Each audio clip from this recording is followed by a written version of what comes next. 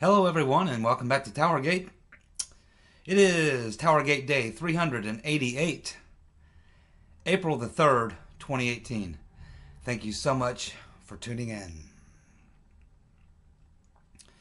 Well, today we had the radio on in the background as we normally do where I work. They had the Hannity show on.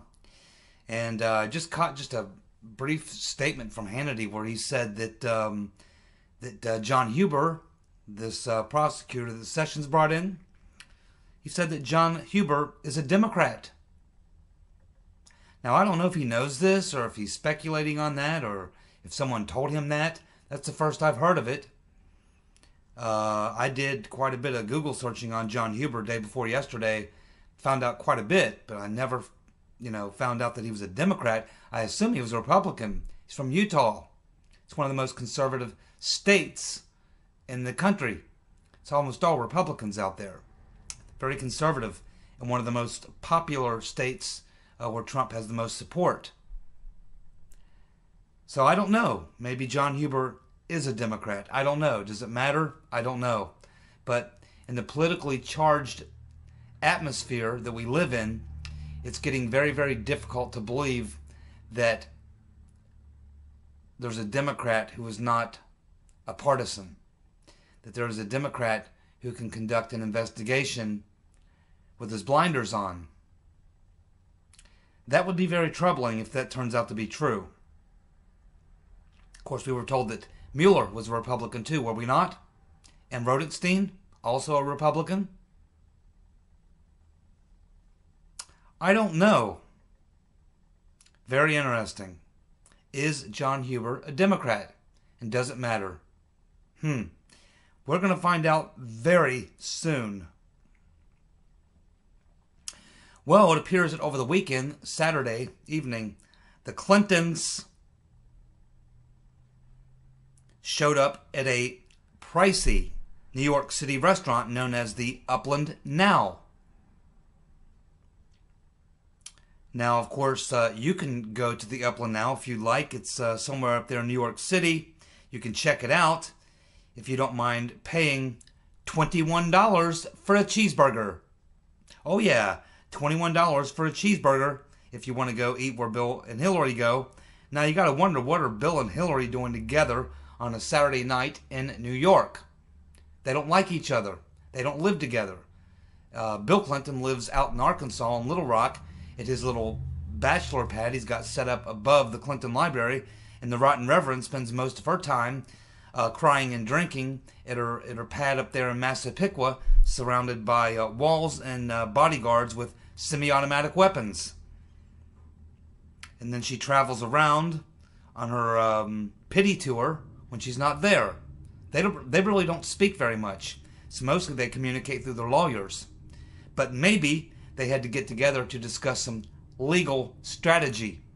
It's the only thing I can think of that would bring those two together. And you just know they didn't go back to the same place after dinner. Bill probably got back on his plane and flew back out to Arkansas. Hillary went back to her pad there in New York. Be my guess, because they don't stay together, live together, or anything else. Very interesting. Yeah, if you want a $21 cheeseburger, you can go where the Rotten Reverend and Slick Willie go. The Upland Now. Sounds like a lovely place to dine. Let's see. We have the Democratic National Committee Vice Chair tweeting out to repeal the Second Amendment. Now, she's actually from Louisiana. She's a Louisiana state senator. Her name is Karen Carter Peterson. Karen Carter Peterson. If you live in Louisiana, she's your state senator, one of them, representing some district, God knows what district in Louisiana. There are some pretty far left districts in Louisiana, but it's a pretty Republican state. That's generally not good, but again, I go back to the same point I've been making. It would be really, really good politics for the Republicans, and I think Trump understands this, to keep the Democrats on 3 issues. Keep them on banning or overturning the Second Amendment, repealing the Second Amendment. Keep them on fighting building the wall. Keep them on sanctuary cities and open immigration. Keep them on them 3 subjects from now until 2018 to the midterms. And we'll have a huge victory, notwithstanding the fact that I honestly believe, I'm not joking, I honestly believe that there are going to be establishment Republicans who are going to try and lose the House in 2018 so that the Democrats can win the House and begin impeachment hearings. Sounds crazy. You probably think I'm crazy. It's what I honestly believe. I think there's evidence to support that. But I think Trump knows this, and my guess is he'll be using that Twitter on a regular basis. If Trump can keep tweaking them on repealing the Second Amendment, on fighting him on the border wall, and on supporting sanctuary cities and open immigration, illegal immigration, if he can keep tweeting out between now and 2018, if he can keep it going that long and keep the Democrats in that hardcore offensive position on those 3 issues, we could pick up 50 seats instead of possibly losing 50. There are certain Republicans that want to lose the House to the Democrats so that they can take care of business. Make no mistake about it. Trump today in a tweet urged the Senate to change the Senate rules so that 51 votes is all that's needed to pass a bill. Trump wants the rule change to pass funding for the wall. Well, even if he did get Twitch McConnell to do that, and I don't think he will, but even if he got Twitch to do that, I don't think Twitch supports building the wall. You see? It would certainly expose Twitch, and I'm not sure they could even get 51 votes. You think Graham would support it? Candy Pants Lindsey Graham? I don't. You think Brain Dead McCain would? I don't. He shot it down the last time. He was the vote that killed it last time. How about Twitch himself? Would he even bring it to the floor? In a lot of ways, it's certainly not just the Democrats who are the biggest enemy.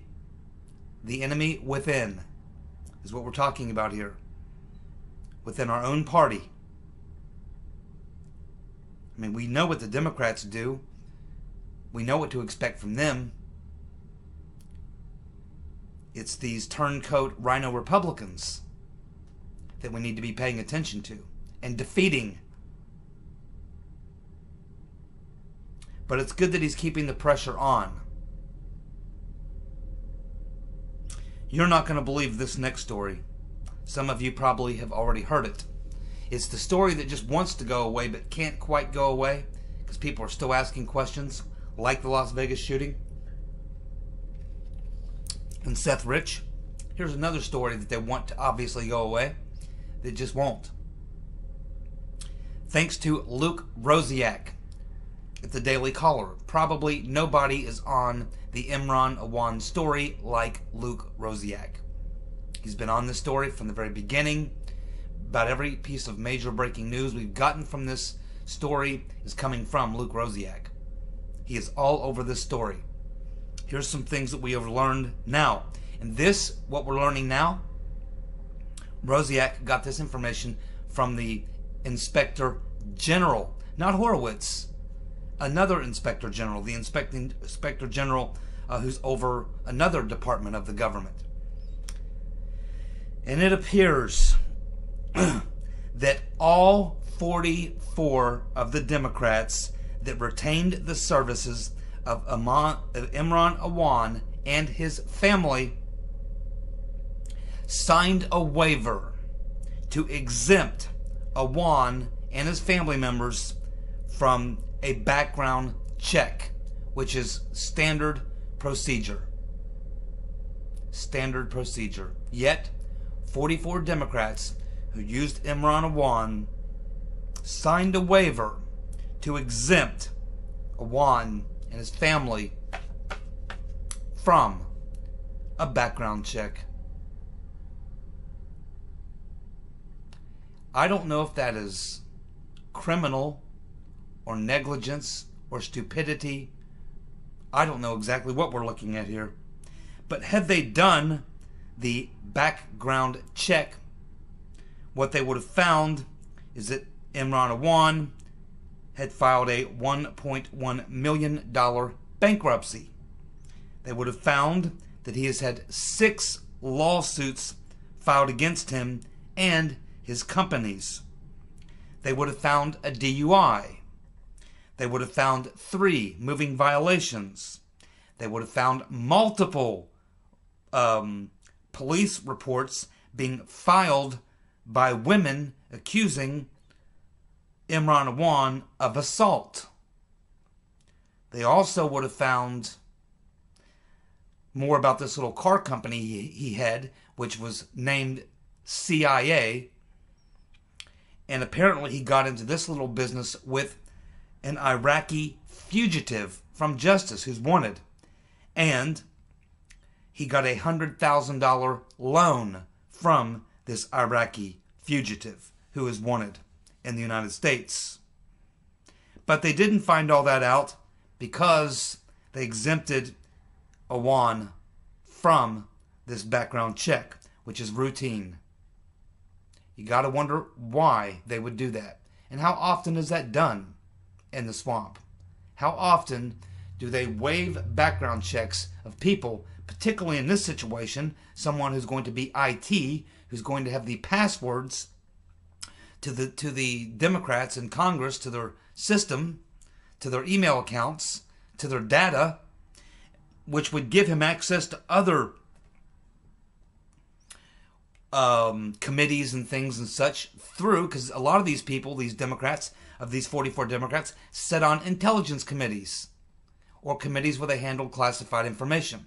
And we know he was downloading the whole damn database onto servers that he stole.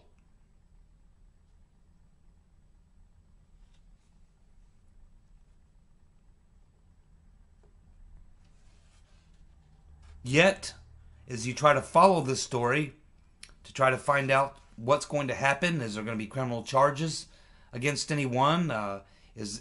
Obviously he committed crimes. Is Imran Awan also so endeared to the swamp that he too is above the law? Why has he not been prosecuted along with his family? And remember his brother, who was also getting paid $167,000 a year. And what was his 2 previous jobs? Well, he had a job at McDonald's, but he got fired. He had no technical or college degree. Apparently, he was getting on-the-job training from Imran Awan to know how to be a computer expert. He had another job, which he also got fired from, which was a low-paying service industry job. So he goes directly from getting fired from McDonald's and some other low-income job to making $167,000, a Pakistani foreign national. They don't bother doing a background check on him. And then we find out all these things. Then they have access to the DNC's servers. They have the passwords. Have Debbie Wasserman Schultz's password. Because it was when the police were investigating to get into that computer that they found, they had to go to him to get Wasserman Schultz's password. Yet we don't hear anything about criminal indictments coming down on Awan and his family. Nothing from Debbie Blabbermouth Wasserman Schultz or any of these other Democrats. They compromised national security. It's just unbelievable. It is the district of criminals. It is wide open season in the district of criminals. Once you become a part of the swamp, you can do anything. Murder, rape, highway robbery, destroying classified information, transferring classified information, rigging elections, rigging investigations, launching frame-up operations on the president-elect, covering everything up, obstructing justice. There's no end to it. There's no end to it. It's the district of crime. It's all that goes on there. Lots and lots of crime. Serious crime. That's what goes on there. It's mind-boggling. Many of you have been following this story with the Caravan of Illegals from Central America who are headed to the U.S.-Mexico border. The story's been around for about 2 or 3 days as they've been following this group of refugees from Central America, most of which appeared to be young males. Now, their original plan was to head to the U.S.-Mexico border and then to cross into the country and immediately go for them benefits. But there's been a lot of pressure placed on the Mexican government by the Trump administration, letting them know that, you better not encourage these people. In fact, you better discourage these people. And all at the same time, they're making preparations. The Trump administration is making preparations to make sure that when they arrive to the Mexican-U.S. border, that they get turned away. They're not going to let them march right into the country. They're just not going to do that. So now we have the Mexican government saying that they're going to try to involve themselves and see what they can do to try to stop these people, but I don't believe that. I don't think many people do believe that. We have apparently the head of this group. They apparently have a spokesperson, and this person is basically saying now that about half of the people, of which we believe there's about 1,500, but they'll pick up more as they go. It's kind of like a snowball rolling. That some of them are going to try to stay in Mexico, and some of them are saying now that they're going to try to get legal refugee status in the United States, going through the process. But I don't think anyone believes that. I think what most people are thinking now, and what you should be thinking if you're in the Trump administration, is at some point when they get probably 50 miles, 25 miles from the border, they're going to begin to disperse in very, very small groups, disperse outward, and try as many as possible. We'll try to make it across the border without getting caught. I think that that's what you can expect to happen here. So it's kind of like a Mexican standoff. We're putting pressure on the Mexican government and taking measures to prevent this from happening. It's all going to come to a head, though, here in about a week or so, because they're about a week and a couple days out from reaching the U.S.-Mexican border. So we will continue to follow the story of the Caravan of Illegals, 1,500 or so, maybe more, headed this way. Things could get pretty interesting here. Well, we have the head of the Democratic National Committee's Black Caucus, Virgie Rollins, calling on the Democratic Party to use Black Panther tactics to win back Congress in 2018. Should also note that Keith Ellison was in attendance at this meeting. Now, those were some pretty hardcore tactics used by the Black Panthers. They were really into voter intimidation. They would show up at polling places with guns strapped on, and they would intimidate anyone who wasn't voting the way they wanted them to vote. They were kind of working hand in hand with a lot of the labor union thugs, hired thugs from labor unions, and they just engaged in a lot of threatening and semi-violent behavior, things and such. So there you can see the more radical elements of the Democratic Party, and this would include the number 2 man at the DNC. And this person here, Virgie Rollins, is the head of the DNC Black Caucus for the Democratic Party. This is the type of tactics they're calling for. Obviously, a frame-up isn't enough. Now they want to use more threatening tactics, more violent tactics. This is your modern Democratic Party, America. Nothing they won't do. Nothing. And Uncle Bob is working for them. Take it to the bank.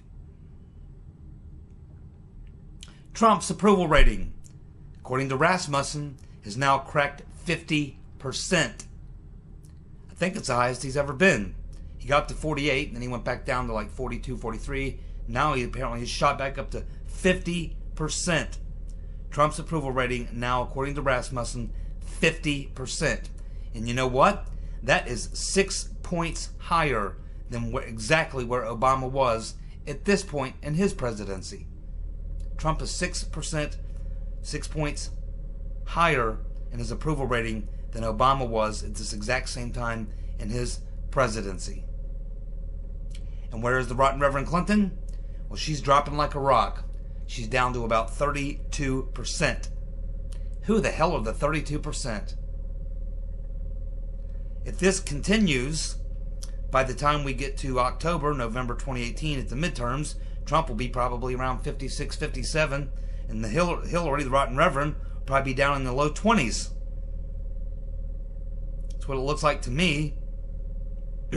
Right now, he's 18% more popular than she is.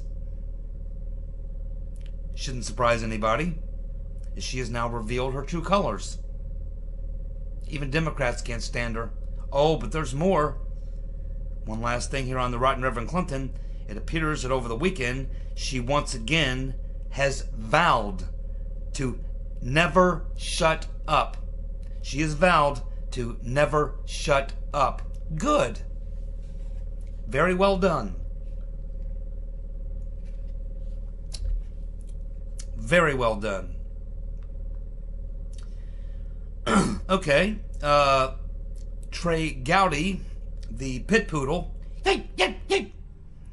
was on CBS Deface the Nation on Sunday morning, where he said the following, quote, "I'm glad we have Bob Mueller, an independent ball and strike caller," unquote.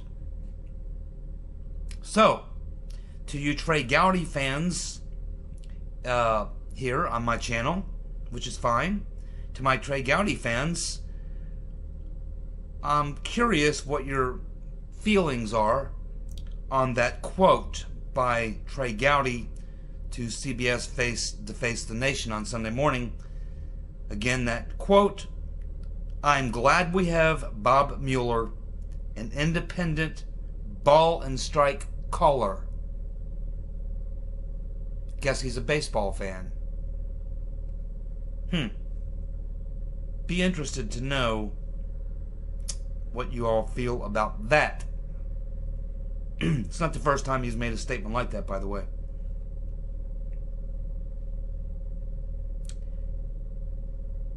And McCabe, his GoFundMe is now exceeded $500,000. That's a little suspicious. That's a little suspicious. Are there that many people that support Andrew McCabe that have that kind of money laying around? I mean, he's a millionaire. He and his wife are multimillionaires, by the way. It's not like they really need the money. Sure, they can get that kind of money from the Clintons and their bagman, Terry McAuliffe. Especially since his wife now says she's thinking about running for the Senate again. Hell yeah, I would too. It was quite the profitable enterprise.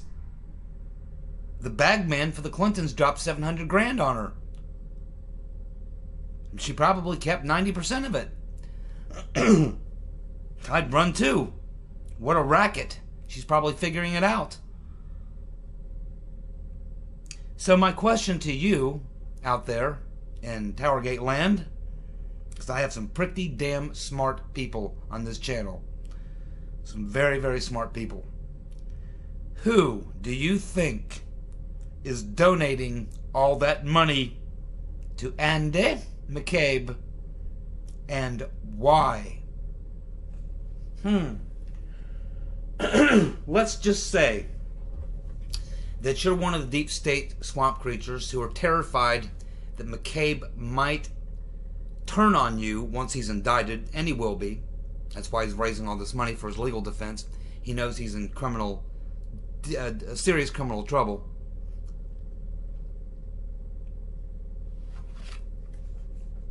If you're one of those people that are afraid that McCabe might turn on you and drop some hard evidence on you, maybe your name is James Comey, maybe your name is Loretta Lynch, maybe your name is Ben Rhodes, maybe your name is Obama, maybe your name is Silly Sally Yates. Who knows what your name might be? Susan Rice. Who knows? But if you're one of those people and you wanted to come up with a way to pay off Andy McCabe, to silence him, or to make it worth his time, to keep his mouth shut and do his time and not take anybody down with him, what would be a very good way to transfer money to him without just literally an open bribe? This would be a very good way to do it. You know what I would like to see? I would like to see a list of the names of those people who are donating that money to McCabe, and I would like to see how much they're donating. Do you think it's 500,000 people dropping him a buck on him?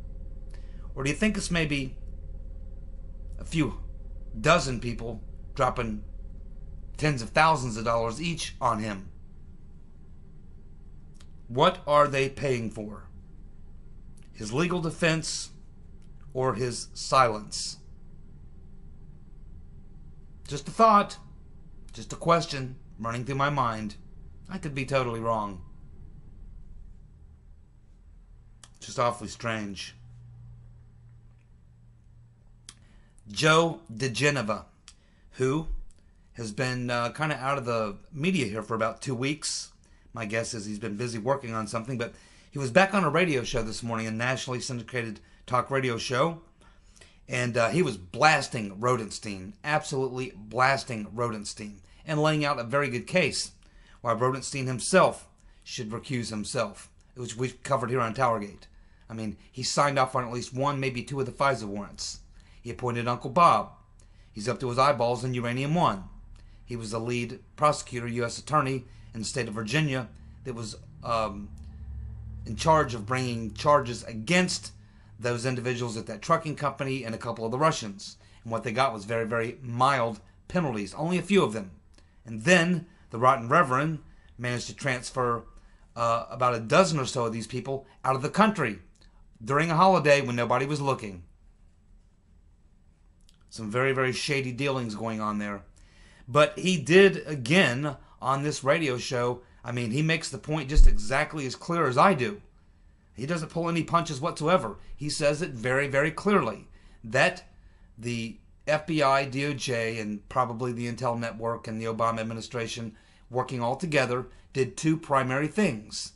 They fixed the Hillary Clinton email investigation for Hillary. And then they came up with a plan that if Trump should win, a plan to frame him. As you know, I coined the term Trump framed. Trump was framed. That it was a frame-up. About a month ago, I started using that phrase. Joe DiGenova is the only other person I've heard use that phrase. Frame-up. But I think before it's all said and done, you're going to hear a lot more people beginning to use that phrase, frame-up. Because that's what it was. I laid the entire thing out. And I'm going to do it again. In the next weeks to come, I'm putting together a timeline of events even more detailed than the last one I did, which is going to lay out a timeline of events, specific things that were done, again, that prove the frame-up.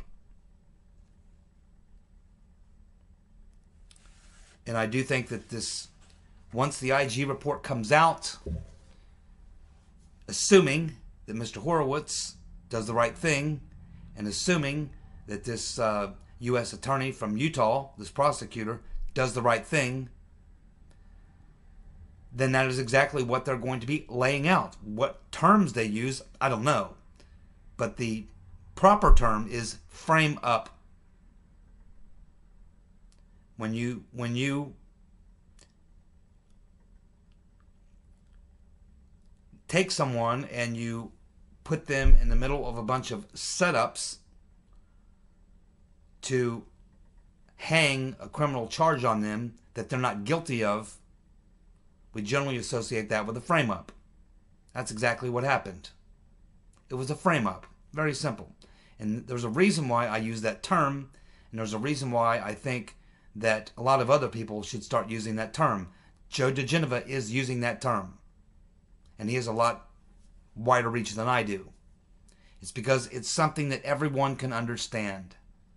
When you say there was a frame-up, a lot of people think, wait a minute, what did he say? A frame-up? Well, I know what that is. I've watched a lot of police movies, a lot of detective movies, a lot of TV shows. I know what frame-up is. I know what that is. When they start using the term frame-up and show the evidence that the DOJ, the FBI, the intel community all engaged in a frame-up of Trump, that's what the insurance policy was. It was a frame-up. Once that term becomes mainstream and people begin to associate frame-up against Trump by the FBI, DOJ, deep state, once that becomes locked in, that's when it will become solidified into the minds of millions and millions of Americans. And once the evidence is there to support it, it will be nearly impossible to deny. It will also set the stage for what must happen then is a lot of prosecutions. Because once people know, hey, there was actually a frame-up by the DOJ and FBI in the Obama administration, oh, that's serious. And the people who are involved in it probably should be criminally prosecuted. And then they'll have no choice, whether it's Mr. Huber, Special Prosecutor, Jeff Sessions, Deputy Dog, Underdog, Batman and Robin. I don't give a shit who it is. Somebody, like I said, will have to start doing some prosecutions. As I said in the previous video, we don't need another prosecutor. We got plenty of them. They're all over freaking Washington, D.C. They're everywhere. Prosecutors everywhere. Everywhere.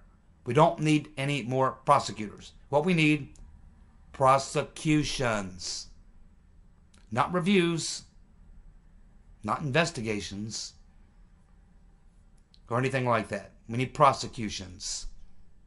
Plenty of time. There's plenty of evidence. They just need to pull the string. They need to do it. They need to make it happen soon. My patience is running out.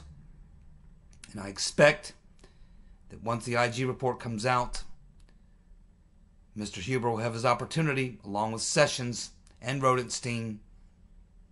And if they don't behave accordingly, I believe you are going to see a massive, massive public outrage. And you are going to see the public now get involved in this like they have not been before. A lot of people are just sitting back watching and waiting right now. That's a position they've put us in. Wait for the IG report to come out. Now we have a special prosecutor. We have a prosecutor in there who can prosecute crimes. We've let Horowitz now go and look at all these things. It's all out there. We're working on it. We're taking it seriously. We're investigating it. So people are just sitting back. They're being very, very patient. But they're right on the edge of losing it. They're watching very carefully. And I'm telling you, if they try to cover this thing up, sweep it under the rug, it's not going to happen. You're going to see a lot of public outrage, public outcry, demands for justice, and you'll see demands for Sessions and Rodenstein to resign or be fired. And once all this stuff comes out, I don't know how Uncle Bob can continue on. If we learn that Trump was framed, how in the world can Mueller continue to go on his witch hunt to go after the president now that we know that he was framed? You're going to go after a president who we just learned was framed? Using the dossier and the FISA warrants that you're relying on with the very people that you are using to prosecute your case, who are all part of it? Is that right? I don't think so. Thank you for tuning in.